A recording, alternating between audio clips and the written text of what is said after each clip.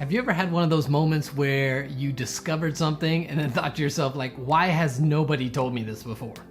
Well, I'm guessing if you've been married longer than like a week, you've probably had a few of those moments in your marriage. Like, why didn't anybody tell me this was a part of what I was signing up for? Like, why didn't anybody tell me that he likes the house at 68 degrees with a fan blowing on his face and heavy covers at all times and I'm freezing to death? Why didn't somebody tell me that her hair would clog up my sink even though we have separate sinks at least once a month? Why didn't somebody tell me the stuff I'd be dealing with? Now, I think we've done ourselves a disservice by not talking about what's really involved when you make the commitment to marriage. So in this video, I'm gonna cover 2 of 5 truths. Over the next 2 videos, I'm gonna cover 5 truths, but in this one, 2 truths about marriage that likely nobody told you, but you probably realized is a reality of your marriage. That's what we're gonna talk about today on Relation Shots.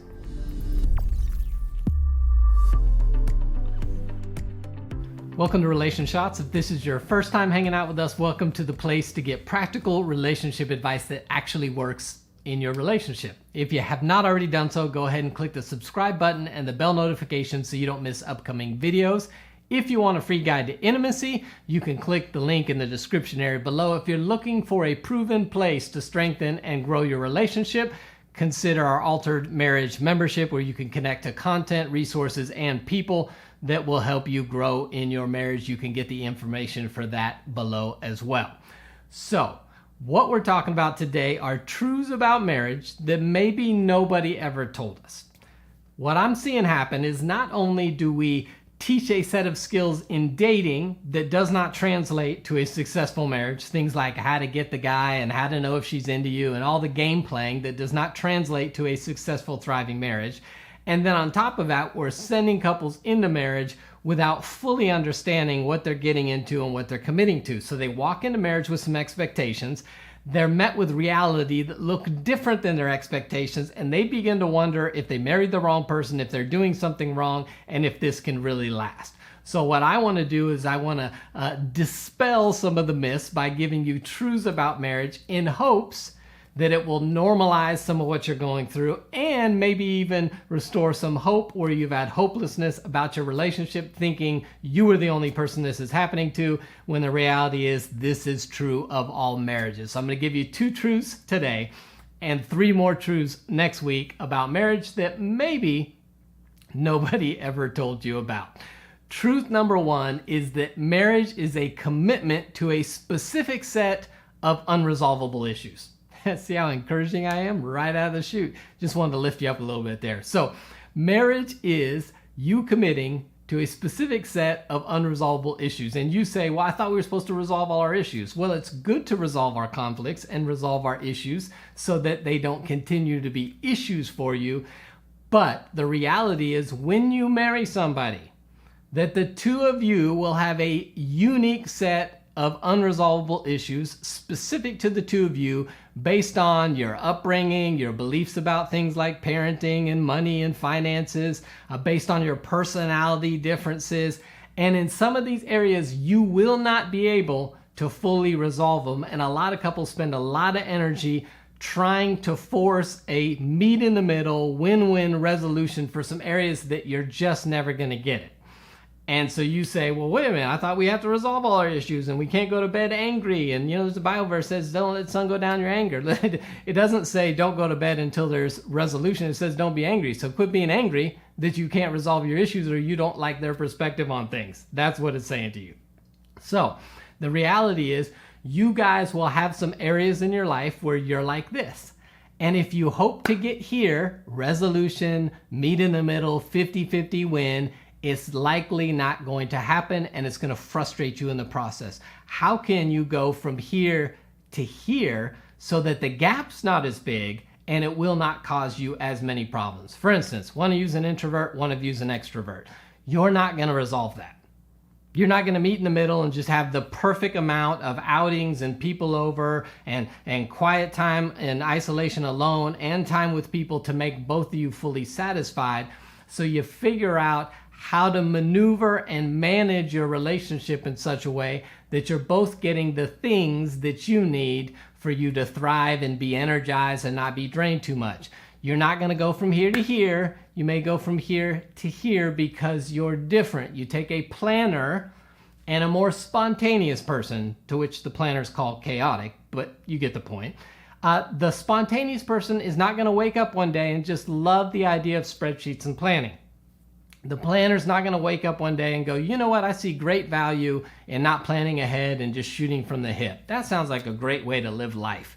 You're wired a certain way for a certain reason that probably makes you great at your job. You're not going to resolve this difference. You can do things like a weekly staff meeting so that the planner gets to have some of the answers to the questions they need answered, and where the spontaneous person can step into that conversation and answer the questions and free them up from getting berated by questions all throughout the week, because the planner knows they have a moment to get what they need, and the spontaneous person knows they can walk in there and meet them where they're at, but then not have to get it all the rest of the week. You have personality differences. You move at different paces based on your personality. One may move quicker, make decisions quicker, want to move quicker. The other may want to take time, gather details and information to feel comfortable. You're never going to meet in the middle in these areas, but you have to learn how to manage it. One of you may be more focused on tasks, one of you more focused on people or relationships. You're not going to wake up one day and go, oh, I just value what they value now. That makes complete sense. You're going to learn how, in the moments where you have to prioritize, one wants to do tasks, one wants to do people and relationship, you're going to learn how to manage those moments. But if you go into marriage thinking, in all our areas of difference, we're going to resolve them, we're going to come up with a win-win solution, and we're going to march on down the road, you're probably going to be met with lots of frustration, resentment, and you're going to feel like something's wrong with the relationship. Somebody should have told you there will be some specific things in this relationship that are unresolvable. And a lot of couples who get divorced and remarry feel good because they eliminated the old set of unresolvable issues, not knowing that this is a new relationship, and the two of you now unique in this relationship will have a whole new set of unresolvable issues. They may not be the same stuff, maybe less painful, but they're going to be a different set. So marriage is a commitment to a specific set of unresolvable issues. Truth number 2 is that marriage is a front row seat to your spouse's growth process. If you're a person of faith, you can fill in sanctification process. But listen, nobody comes into marriage perfect, polished, and fully mature. We all come in with bad habits, attitudes, behaviors, thought patterns, beliefs that are either not healthy for a relationship or just toxic for life in general. And the hope is that before you came into marriage, or if you're getting ready to step into marriage, that you as individuals are doing some work to grow and mature in some of these areas so that you're not bringing in a whole set of faulty stuff. But listen, whatever has not been done in the area of growth and maturity, since it's a process, you can't do it all before you get married.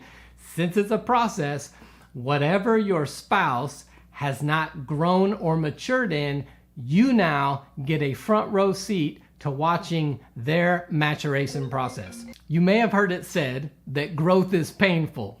Well, listen, your spouse's growth is also painful to you, because the areas that they have not grown in now may cause pain or discomfort or frustration or inconvenience in your life. You think about somebody who has not pursued purity in their life. Maybe they have a porn addiction or some other sexual immorality stuff. That's going to raise its ugly head in your marriage at some point and either cause problems with your sexual relationship or cause damage or hurt in your life. You take a spouse who's not dealt with greed issues, and they're probably going to make some risky financial decisions or some spending decisions that you don't agree with that may ultimately end up costing you, because you're the one in relationship with them that has a front row seat to their growth process. Maybe they have a substance abuse or addiction. And what happens is them trying to overcome that, the energy they put into that, the times where they struggle and fall, the costs associated with that, all of that stuff is going to impact your life because you're in relationship with them. For people of faith, it's the sanctification process. God has promised us that he's not going to leave us how he found us. So he's going to continue to mold us in the likeness of Christ. And that process is a chiseling. That process is painful. Some things need to be pulled away or taken off of us. And so at times that's going to cause your spouse to have some pain because they're the one getting the front row seat to your maturation process. We don't like that. Most people have not told us that. We think that our decisions impact us and their decisions impact them, but the reality is our decisions impact one another. And whatever they've not grown or matured before they stepped into marriage with, you now get a front row seat and you get to experience some of the consequences of this maturation process, which tells me you probably want to find somebody who's semi-mature and somebody who has a regular habit of trying to grow themselves, because then it's not going to hit them upside the head like a 2x4. They're actually working at trying to change these areas and have some self-awareness of what's going on. So there's two truths likely nobody told you about marriage: that you are signing up for a set of unresolvable issues and you get a front row seat to your spouse's growth process. Both of those things can make marriage tough at times, especially if you didn't expect it or you think you did not sign up for that. You can be telling yourself, listen, man, I didn't sign up for this. Actually, you did. But you didn't think to ask, or you didn't know what they were dealing with that you now have signed up for. So I'd love to hear your thoughts about this in the comment section. Next week, we got 3 more truths that I think will be helpful to you in your relationship. If you need a place to grow with other couples, check out the Altered Marriage membership, and I'll see you right back here next time on Relation Shots.